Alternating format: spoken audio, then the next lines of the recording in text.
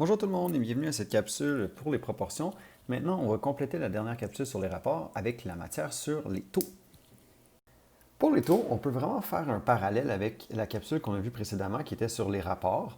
En effet, un taux, c'est une comparaison entre deux quantités ou deux grandeurs, mais cette fois-ci de nature différente. Donc, rapport, on comparait deux objets ou des quantités de nature pareille, donc de la même nature, mais ici, c'est de nature différente, exprimées à l'aide d'unités différentes aussi, en faisant intervenir la notion de division. Bon, un taux s'écrit sous la forme d'une fraction.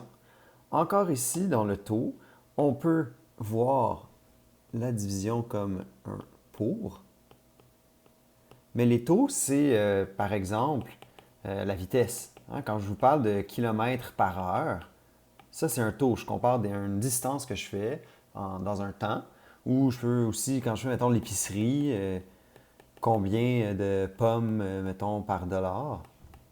Mais ça aussi, c'est un taux. Hein. Donc, je compare des grandes quantités ou des grandeurs de nature différente à l'aide donc d'une proportion, à l'aide d'une fraction dans ce cas-ci.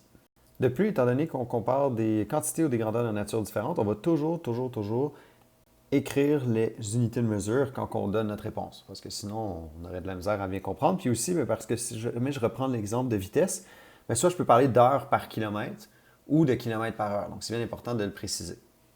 Maintenant, je donne quelques exemples pour des taux. Donc ici, ça coûte 2 pour 5 pêches. Dans ce cas-ci, on pourrait représenter la situation par un taux. Hein, on parle de dollars et de pêche. On pourrait le représenter par 2 cinquièmes. Ou donc 2 pour 5 pêches.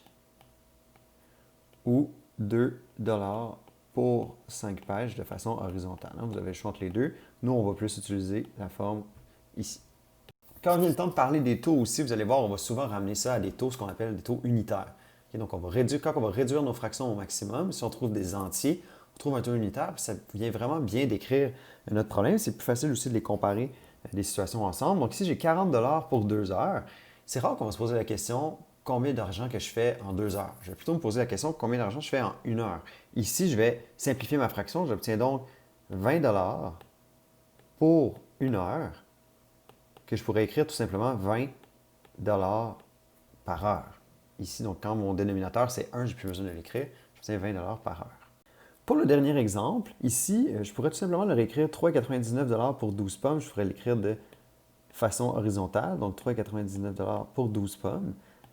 Mais aussi, c'est bien beau connaître le prix pour 12 pommes, mais c'est plus intéressant aussi de connaître le prix pour une seule pomme. Donc, ce que je peux faire, c'est simplifier ma fraction ici. Donc, j'ai 3,99 divisé par 12. Je vais aller faire mon calcul.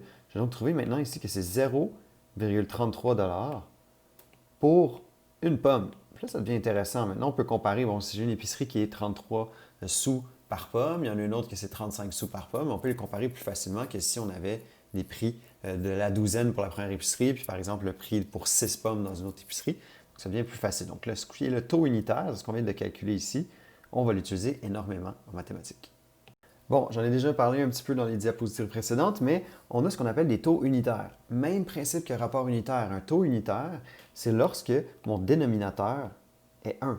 On utilise vraiment le taux unitaire pour comparer des situations différentes ou permettre de simplifier un peu une situation. Ici, je vais donner un autre exemple avec des pommes.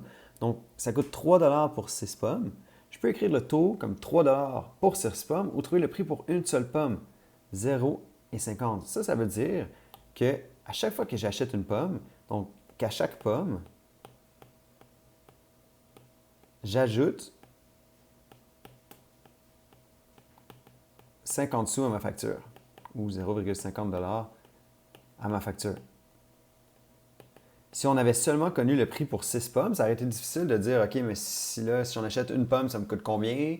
Si finalement j'en achète 3, donc on va souvent revenir au taux unitaire pour après ça calculer pour une certaine quantité. Et voilà, c'est ce qui conclut cette capsule sur le taux. On se revoit très bientôt pour la suite de la matière. Bye bye tout le monde.